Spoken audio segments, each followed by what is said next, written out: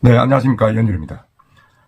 며칠 전에 KB금융 지주경영연구소가 2024년 KB부동산 보고서를 발표했습니다. 이 해마다 나오는 거죠. 아주 뭐랄까 저명하다 그럴까요. 하여튼 양력이 있는 보고서입니다. 이 보고서는 국내 부동산 시장 전문가 172명, 그리고 협력 공인중개사 523명, 그리고 KB의 프라이빗 뱅커, 이런 부자들 자산 관리해주는 PB죠. 73명을 대상으로 이루어졌는데, 그 내용을 대충 요약을 하면 이들 부자들이 선호하는 부동산 투자처는 이때까지는 상가, 오피스텔, 이 수익형 부동산이 주류였는데 이제는 그게 저물고 아파트가 다시 떠오르고 있다고 합니다. 그 이제 고금리, 경기 침체 영향으로 수익형 부동산이 이제 수익이 적어지니까 회복세를 보이고 있는 일반 아파트를 주목하고 있다. 특히 이제 국내 부동산 전문가들의 80%는 올해도 주택 가격은 떨어지겠지만 절반 가량은 올해 최저점을 형성할 것이다, 이렇게 예측을 하고 있습니다. 그 이야기를 한번 들어보겠습니다. 이건 주로 고액 자산가, 부자들 이야기입니다. 그 기준으로 한번 봐주시기 바랍니다. 프라이빗 뱅커에게 자산 관리를 받는 고액 자산가들이 가장 선호하는 부동산 자산으로는 일반 아파트가 33%를 차지해 1위에 올랐습니다. 역시 이제 일반 아파트 선호도가, 투자 선호도가 높은 겁니다. 그래서 일반 아파트 선호도가 1위에 오는 것은 2022년 이후 처음입니다. 이것은 수도권 아파트를 중심으로 시장 회복에 대한 기대감이 반영된 것으로 보인다, 이렇게 분석을 했는데, 이 조사가 주로 이제 수도권 위주로 이제 진행되다 보니까 부산이나 경남 이런 쪽은 조금 맞지 않을 수도 있습니다. 하지만 전체적인 우리나라의 부동산 시장의 어떤 흐름은 정확하게 보고 있는 것 같습니다. 반면에 이제 2021년 부동산 호황기를 맞아 부자들이 주로 이제 주요 투자처로 생각했던 수익형 부동산 선호도는 22%로 떨어졌습니다. 지난해까지만 해도 이제 상가 선호도가 이제 33%로, 일반 아파트 29%를 웃돌았는데, 근데 그래가지고 공급 과잉, 고금리 등에 따른 부동산 경기 침체 여파, 그리고 이제 수익형 부동산 시장에 찬바람이 불면서 부자들의 관심이 떨어진 거죠. 이거 지금 오피스텔하고 지금 뭐 상가가 지금 엉망이지 않습니까? 경기 침체하니까 상가가 안 되고, 오피스텔은 지금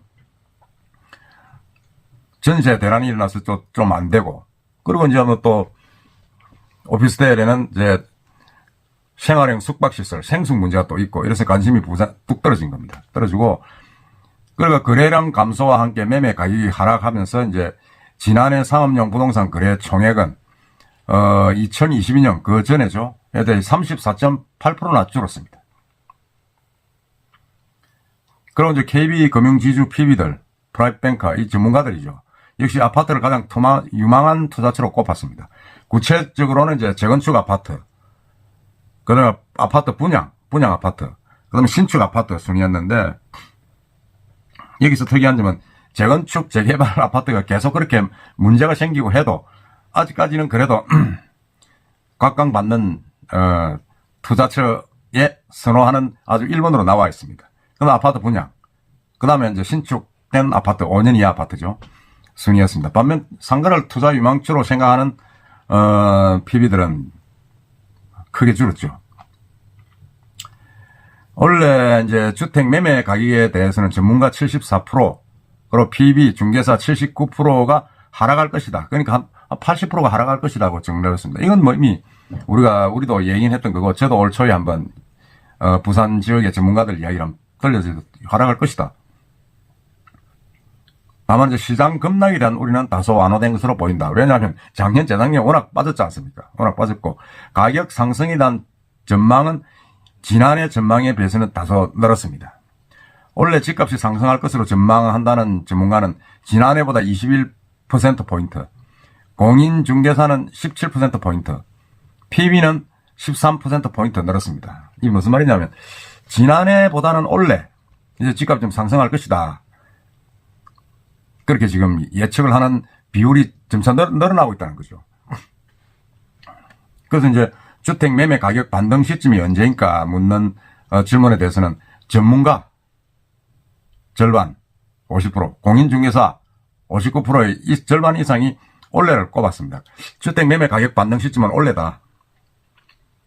2026년 이후가 될 것이라는 응답은 소수에 그쳐가지고 결국은 2025년까지는 주택 경기가 최저점을 지나 회복기에 진입할 것으로 지금 전문가들은 대부분 예측을 하고 있습니다. 그러니까 올해가 최저점이 돼가지고 2025년까지는 이제 경기 회복세로, 부동산 회복세로 올라갈 것이다, 그런 이야기입니다. 주택 매매 가격이 지난해 최저점을 형성해가지고 올해부터 반등이 시작될 것이다 하는 전문가가 21%, 공인중개사 20% 많았죠. 특히 이제 이 부동산 침체가 우려되는 지역으로는 서울은 뭐 예외고 대구와 전남을 꼽았습니다. 대구는 사실은 미분양의 무덤 아닙니까? 대구는 공급 과잉, 미분양 증가, 그리고 부동산 프로파이닝 등이 일수가 되면서 2년 연속 침체가 우려되는 지역 1순위로 꼽혔습니다.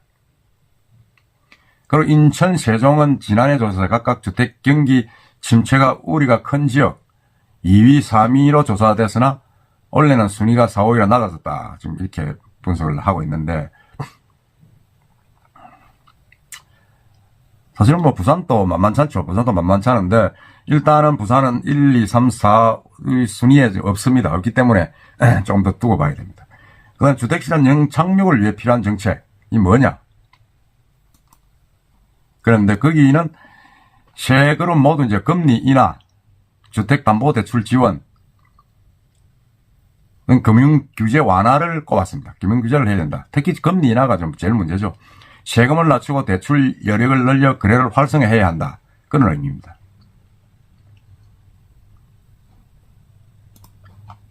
그리고 이제 이 전문가들이 이제 이야기한 그런 투자 유망 그 부분들은 사실은 뭐 이 부동산의 흐름이 지금 이제 많이 좀 바뀌고 있다. 그런 부분을 이야기를 하는데,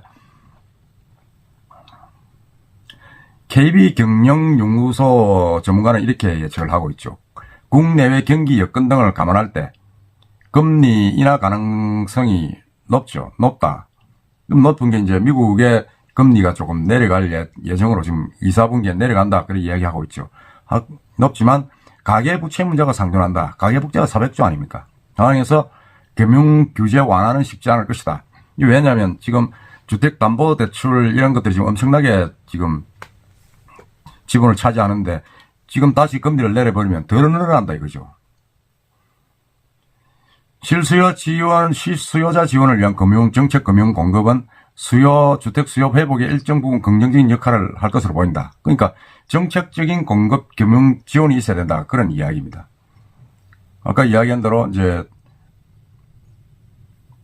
여러 가지 이제 어떤 그 정부의 방침들 이런 것들이 친화적으로 부동산을 규제가 아니라 부동산의 어떤 그런 경기를 부양하는 쪽으로 지금 가야 된다는 거죠. 가야 되고 급격하게 위축된 주택 공급이 단기간에 증가하기는 쉽지 않다. 지금 뭐 우리 부산도 지금 공급 물량이 입주 물량이 올해 절반, 올해 14,000가구, 내년엔 7,000가구로 줄지 않습니까? 해마다 줄고 지금 새로 짓는 아파트도 크게 줄었습니다. 크게 줄다 보니까 이게 이제 주택 공급이 이래 적어지니까 4, 5년 뒤에는 엄청난 주택난이 일어날 것이다. 뭐 그렇게 지금 예측을 하고 있는데 이건 뭐 어쩔 수 없지 않습니까? 지금 뭐 부동산 경기가 지금 원자재값 올라가고 인건비 올라가가지고 공사비가 계속 올라가니까 공급을 안 하는 거죠. 지금 그 분양하기로 한 재개발, 재건축 사업장의 아파트도 지금 중단이 되고 있지 않습니까? 그래서 이게 급격하게 위축된 주택 공급이 단기간에 증가하기는 쉽지 않지만은 결국은 정부에서 공급 시그널이 계속된다면 일정 부분 해소될 가능성이 있다. 이건 뭐 제가 볼 때는 부산에도 사실은 이런 공공택지들이 계속 공급이 돼야 됩니다. 지금 부산 에코델타 시티가 지금 그 많은 공급을 하고 있지 않습니까? 그런 식으로 계속 공급을 하면 일정 부분 해소될 가능성이 있다. 지금 부산에는 지금 뭐 해수동뿐만 아니라 구축 지역 시내 해가지고 땅이 없지 않습니까? 재건축 재개발 외에는. 하지만 재건축 재개발은 지금 문제가 많고 그러다 그러면 부산 그 도시공사에서 공급할 수 있는 건 어디입니까? 에코델타 시티. 그게 가장 좋은 지역입니다. 그래서 거기에 공급이 계속 상값으로 공급이 돼야 된다. 그리고 또 다른 어떤 택지 공급할 수 있는 것도 NH공사하고 의논해가지고 많이 만들어야 된다. 그런 이야기입니다. 하여튼 이번 시간에는 KB금융지주에서 만든 부동산 보고서를 제가 좀 간단하게 서머리를 해드렸습니다. 이 부동산 보고서를 한번 보시려 그러면 거기 제가 KB금융 부동산 보고서라는 그 링크를 해놓을 테니까 들어가셔서 쭉 한번 보시면 뭐 그런 대로 괜찮지 않겠나 싶습니다. 한번 참고해 보시면 좋겠습니다. 이상입니다.